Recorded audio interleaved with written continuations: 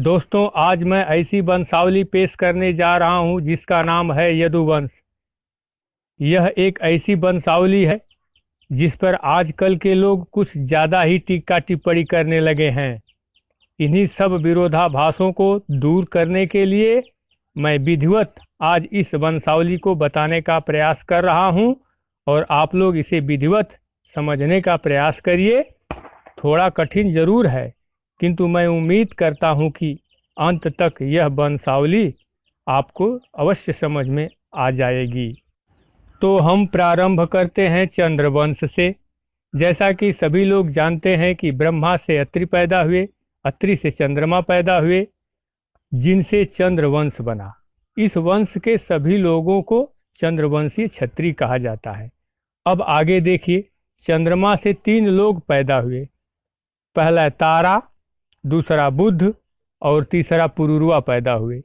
इनको बताने से पहले एक चीज बता दूं कि इस सूची में जो नाम के आगे प्लस का चिन्ह बना हुआ है, उसके आगे वाला नाम उसकी पत्नी का है। अब आगे देखिए, चंद्रमा के पुत्र पुरुरवा की पत्नी उर्वशी से आयु, श्रुतआयु, सत्यायु, रथ, विजय और जय पैदा हुए।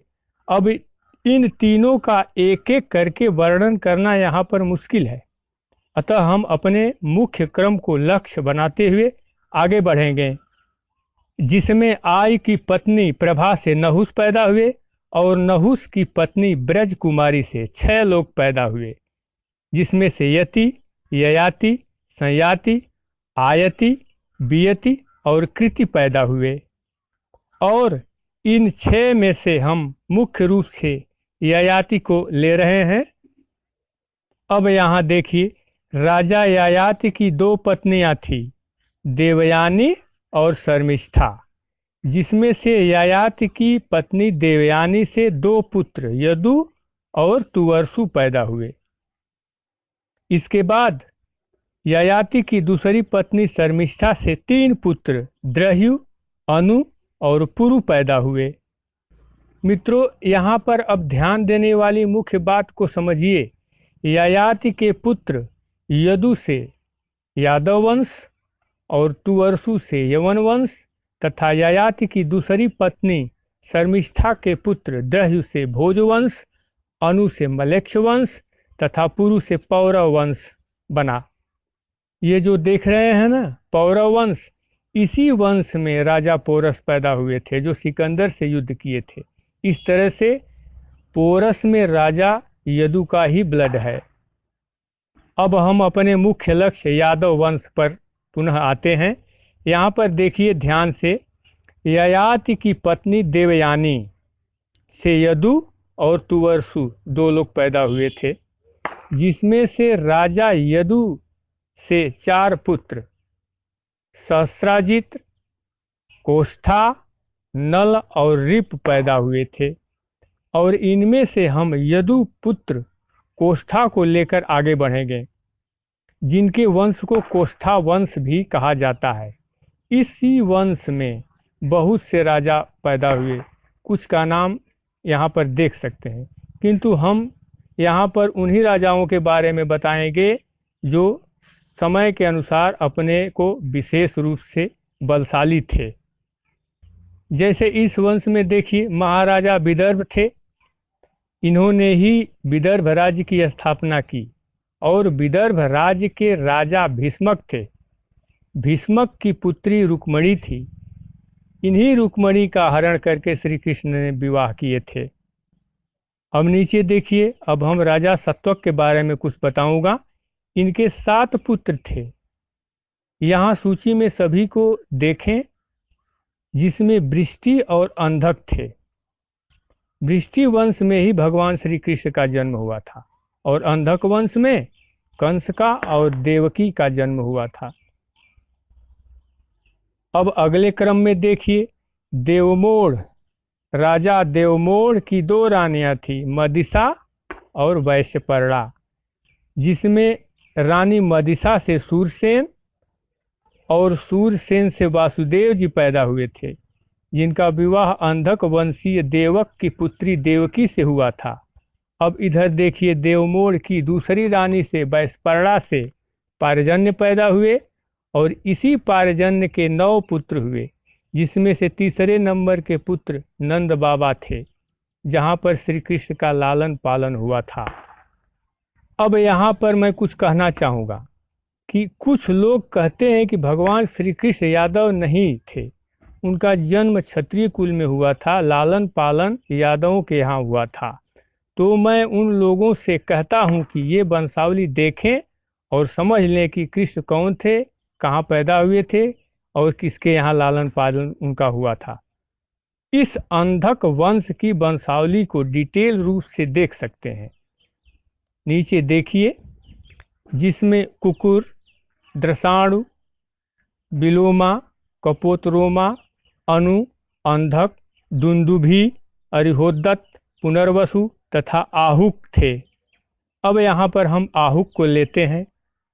आहुक से 2 पुत्र अग्रसेन और देवक पैदा हुए।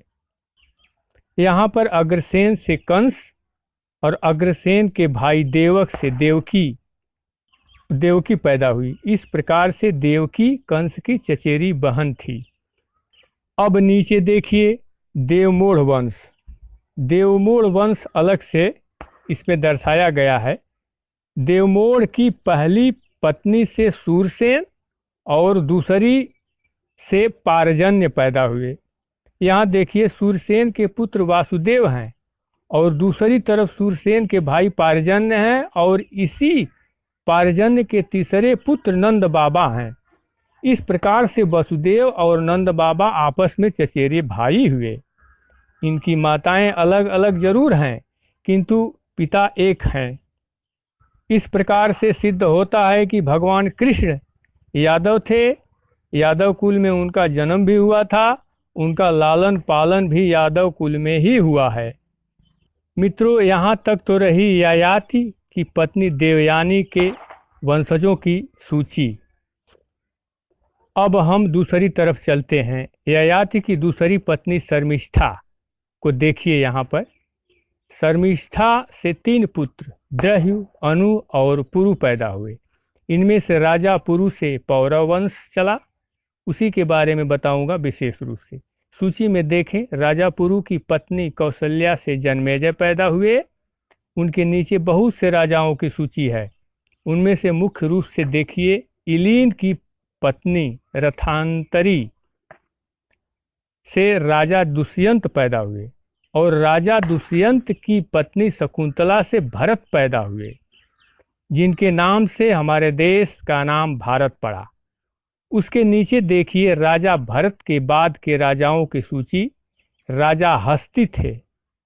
राजा हस्ती के नाम से हस्तिनापुर का नाम पड़ा। उसके नीचे देखिए, सेवरण की पत्नी ताप्ती से राजा कुरु पैदा हुए। इनसे ही कुरुवंश चला। तो हम अब कुरुवंश के राजाओं के बारे में विशेष रूप से बताऊंगा।